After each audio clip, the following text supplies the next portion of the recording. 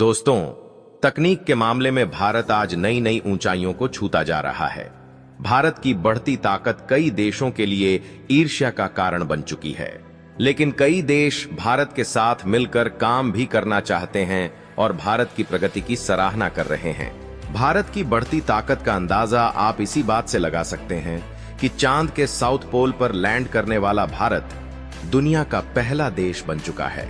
भारत दुनिया का पहला देश है जिसके पास रियूजेबल रॉकेट तकनीक मौजूद है।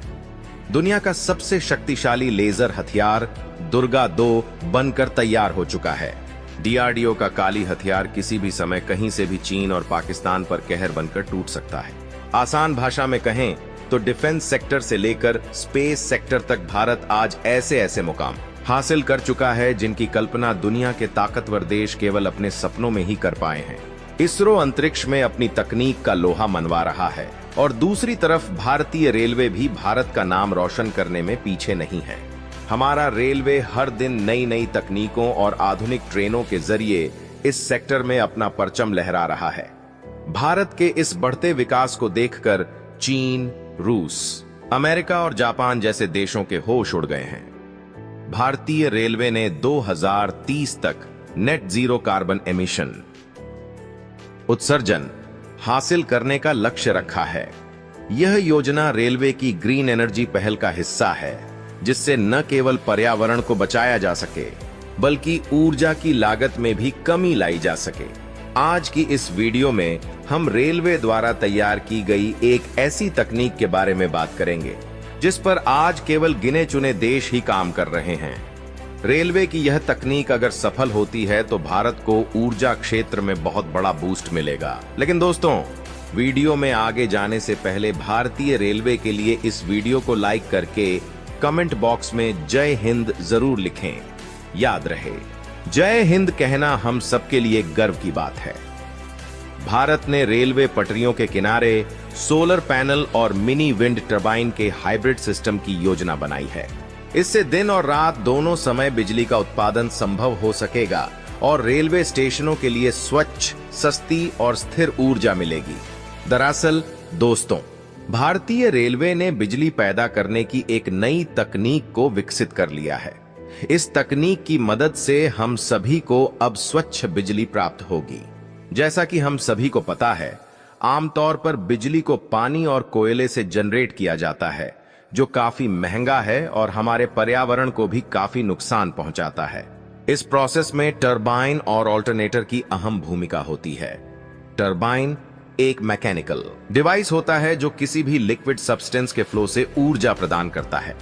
आमतौर पर टरबाइन को एक टर्बो मशीन भी कहा जाता है, जिसमें एक मूविंग पार्ट होता है जिसे रोटर असेंबली कहा जाता है और इसमें ब्लेड लगे होते हैं। वहीं अगर हम ऑल्टरनेटर की बात करें तो यह बिजली घर में लगा जनरेटर है, जिसका काम मैकेनिकल एनर्जी को इलेक्ट्रिक एनर्जी में बदलना होता है।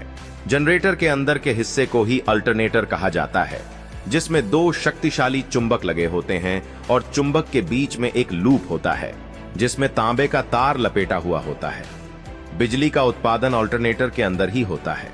इन मिनी विंड टर्बाइनों के वर्टिकल एक्सिस डिजाइन को विशेष रूप से भारतीय रेलवे की जरूरतों के हिसाब से डिजाइन किया गया है। यह डिजाइन हवा के दबाव को अधिक प्रभावी तरीके से उपयोग करता है, जिससे बिजली उत्पादन क्षमता को बढ़ाया जा सकता है और यह कम जगह घेरता है। लेकिन दोस्तों, रेलवे ने जिस तकनीक को विकसित किया है वह इससे भी कहीं आगे है। इस तकनीक की मदद से हमें स्वच्छ और सस्ती बिजली मिलेगी। दरअसल दोस्तों, भारतीय रेलवे भी तुर्की के नक्शे कदम पर चल रहा है, लेकिन भारतीय रेलवे इस तकनीक के मामले में अब तुर्की से भी आगे निकल चुका है। आपको बता दूं कि तुर्की में road side mini wind turbine को इंस्टॉल किया जाता है। जब गाड़ियां सड़क से गुजरती हैं तो उनकी स्पीड से बनने वाली हवा से ही मिनी विंड टरबाइन घूमती है और बिजली पैदा करती है।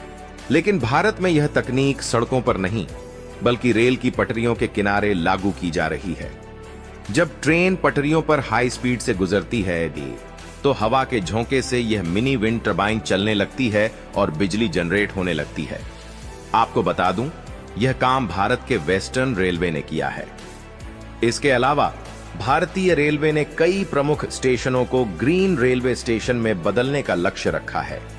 इन स्टेशनों पर सोलर पैनल और मिनी विंड टर्बाइन लगाने की योजना है, जिससे इन्हें पूरी तरह से आत्मनिर्भर और स्वच्छ ऊर्जा से चलने वाला बना दिया जाएगा। भारतीय रेलवे ने अपनी तकनीकों का परीक्षण कर लिया है और अब इसे अन्य स्टेशनों और पटरियों पर लागू करने की योजना बनाई जा रही है। अगर यह पायलट प्रोजेक्ट सफल होता है तो इसे भारत के अन्य क्षेत्रों में भी लागू किया जाएगा, जिससे रेलवे के हरित ऊर्जा मॉडल को बढ़ावा मिलेगा। इस मिनी विंड टर्बाइन को खार और नायगांव के रेलवे स्टेशनों के बगल में इंस्टॉल किया गया है। वेस्टर्न रेलवे द्वारा 5 ब्लेड वाले वर्टिकल मिनी विंड टर्बाइन लगाए गए हैं। जब कोई ट्रेन गुजरती है तो ब्लेड रोटर की मदद से घूमने लगते हैं। ये मिनी विंड टर्बाइन 8 किलोवाट से लेकर 10 किलोवाट तक बिजली पैदा कर सकते हैं। अगर यह तकनीक सफल होती है तो इंडियन रेलवे इन मिनी विंड टर्बाइनों को और भी जगहों पर इंस्टॉल करना शुरू कर देगा। इसके अलावा भारतीय रेलवे इन मिनी विंड टर्बाइनों के स्मार्ट मॉनिटरिंग सिस्टम को भी लागू कर रहा है। इन सिस्टम्स के जरिए ट्रेनें गुजरने के दौरान उत्पन्न होने वाली हवा से बिजली उत्पन्न करने की प्रक्रिया की रियल टाइम निगरानी की जा सकती है। यह प्रणाली किसी भी खराबी को तुरंत पहचानने में मदद करती है, जिससे ऊर्जा उत्पादन में कोई रुकावट नहीं आती। रेलवे की यह पहल भारत सरकार के उस सपने को साकार कर सकती है जिसमें भारत को प्रदूषण मुक्त बनाने का लक्ष्य रखा गया है। इतना ही नहीं, इंडियन रेलवे अपने कई स्टेशनों और उनकी छतों पर सोलर पैनल इंस्टॉल कर सोलर एनर्जी से भी बिजली का उत्पादन कर रहा है। 2021-22 के बीच वेस्टर्न रेलवे ने सोलर एनर्जी का इस्तेमाल करते हुए 1.5 करोड़ रुपए की पावर खपत में कटौती की। वेस्टर्न रेलवे ने न केवल सोलर एनर्जी का इस्तेमाल किया, बल्कि इसने रेन वाटर हार्वेस्टिंग सिस्टम को भी लागू किया है। कई स्टेशनों पर अब वर्षा के पानी को संग्रहित किया जा रहा है, जिसे ट्रेनों की सफाई, पौधों की सिंचाई और अन्य कामों के लिए इस्तेमाल किया जाता है। इस पहल संरक्षण के साथ साथ रेलवे की ऊर्जा जरूरतें भी पूरी हो रही हैं। यही नहीं, सोलर एनर्जी का इस्तेमाल करके वेस्टर्न रेलवे हर साल 2711 मीट्रिक टन कार्बन उत्सर्जन कम करने में भी सफलता हासिल कर चुका है। दोस्तों, भारत सरकार भी बड़े पैमाने पर विंड मिल का इस्तेमाल कर रही है। विंड मिल एक ऐसी मशीन है जिसकी मदद से हवा के द्वारा बिजली का उत्पादन किया जाता है। यह हवा की स्पीड का इस्तेमाल करते हुए बिजली उत्पन्न करती है। विंड मिल के ऊपरी हिस्से में एक बड़ा बॉक्स बनाया जाता है, जिसमें बिजली उत्पादन के सभी मैकेनिकल पार्ट्स लगाए जाते हैं। इसमें ब्लेड, जनरेटर और गियर बॉक्स होते हैं। जब हवा चलती है तो विंड मिल के ऊपरी भाग पर लगे ब्लेड रोटर की मदद से घूमने लगते हैं। ये ब्लेड गियर बॉक्स से जुड़े होते हैं, जो ब्लेड की स्पीड को बढ़ा देते हैं। यही गियर बॉक्स जनरेटर से जुड़ा होता है। ब्लेड की स्पीड बढ़ने से जनरेटर में लगा रोटर भी घूमने लगता है और इस तरह आसानी से बिजली उत्पन्न होती है। इसी प्रकार भारतीय रेलवे ने विंड मिल्स और सोलर पैनल्स के संयोजन से एक हाइब्रिड एनर्जी मॉडल विकसित करने की योजना बनाई है। इस मॉडल में पवन और सौर ऊर्जा का संयुक्त रूप से उपयोग किया जाएगा, ताकि पूरे दिन और रात बिजली का उत्पादन सुनिश्चित किया जा सके। इस प्रणाली के जरिए रेलवे अपनी ऊर्जा आवश्यकता को सशक्त और अधिक स्थिर बना पाएगा। आमतौर पर विंड मिल को बड़े पैमाने पर एक लाइन में लगाया जाता है, ताकि पर्याप्त मात्रा में बिजली का उत्पादन किया जा सके। विंड मिल को बिजली उत्पादन का भविष्य माना जा रहा है। भारत ने दुनिया को यह दिखा दिया है कि हमारी तकनीक और हमारे वैज्ञानिकों का कौशल किसी भी देश से कम नहीं है।